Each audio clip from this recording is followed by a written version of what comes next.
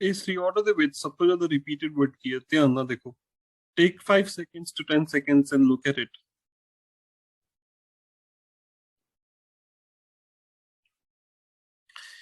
I can look ਕਿ ਇਹਦੇ ਵਿੱਚ ਸਭ ਤੋਂ ਜ਼ਿਆਦਾ ਰਿਪੀਟਡ ਵਰਡ e-waste ਹੈ। e-waste ਦੀ ਬਾਰੇ ਹੀ ਗੱਲ ਹੋ ਰਹੀ ਹੈ। ਤੈਨੂੰ ਪੜ੍ਹ ਕੇ ਦੇਖਦੇ ਹਾਂ। Consequently ਇਦਾਂ ਕਹਿ ਸਕਦੇ ਹਾਂ ਕਿ ਇੱਕ ਤਰ੍ਹਾਂ ਦਾ conclusion ਹੈ, maybe, I'm not so sure.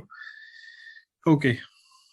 In Europe, e-waste is increasing at 3 to 5% a year. नहीं, ये तो detail होगी क्योंकि e-waste ही गल हो रही है.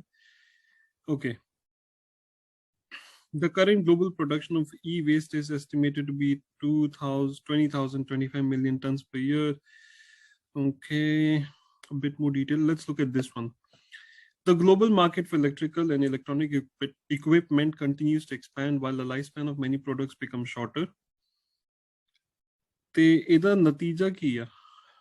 ਇਹਦੇ ਇਸ ਕਾਰਨ ਹੋਣ ਕੀ ਦਿਆ? ਇਹਦੀ ਵਜ੍ਹਾ ਨਾਲ ਇੱਥੇ ਕਰੰਟ ਗਲੋਬਲ ਪ੍ਰੋਡਕਸ਼ਨ ਹੋ ਰਿਹਾ e-waste ਦਾ ਬਹੁਤ ਜ਼ਿਆਦਾ, ਠੀਕ ਹੈ, ਮਤਲਬ ਇੰਨਾ ਜ਼ਿਆਦਾ e-waste ਪ੍ਰੋਡਿਊਸ ਹੋ ਰਿਹਾ।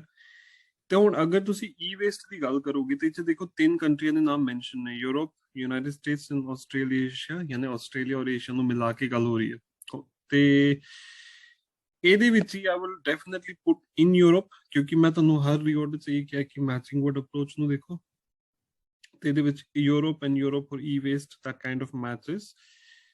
Consequently ਨੂੰ ਮੈਂ ਇੱਕ ਤਰ੍ਹਾਂ ਦਾ conclusion ਮੰਨ ਕੇ ਚੱਲਾਂਗਾ ਐਂਡ ਦੇਖਦੇ ਕਿ ਕੀ ਹੁੰਦਾ। Alright, so let's confirm, let's hit confirm and ਦੇਖਦੇ ਕੀ ਆ। Okay, ਆ ਦੇਖੋ e-waste ਬਿਲਕੁਲ ਸਹੀ ਸੌਟ ਆਊਟ ਹੋ ਗਿਆ। ਆ ਰਿਹਾ ਤੁਹਾਡਾ e-waste ਬਾਰੇ ਇੱਥੇ ਗਲੋਬਲ ਮਾਰਕੀਟ e-waste ਦਾ ਬਹੁਤ, ਮਤਲਬ ਕਿਉਂਕਿ ਇਲੈਕਟ੍ਰੋਨਿਕਲ ਇਕਵਿਪਮੈਂਟ ਦੀ ਲਾਈਫ ਸਪੈਨ ਛੋਟੀ ਹੋ ਰਹੀ ਆ, ਉਹਦੇ ਨਾਲ e-waste ਬੜਾ ਪ੍ਰੋਡਿਊਸ ਹੋ ਰਿਹਾ। ਸਭ ਤੋਂ ਜ਼ਿਆਦਾ ਯੂਰਪ ਔਰ ਯੂਨਾਈਟਿਡ ਸਟੇਟਸ ਔਰ ਆਸਟ੍ਰੇਲੀਆ ਵਿੱਚ ਆ। ਫਿਰ ਉੱਥੇ ਬਾਅਦ ਯੂਰਪ ਦੇ ਬਾਰੇ ਬਹੁਤ ਡਿਟੇਲ 'ਚ ਦੱਸਿਆ ਤੇ ਫਿਰ ਫਾਈਨਲੀ ਤੁਹਾਡਾ ਕਨਕਲੂਜਨ ਹੈ।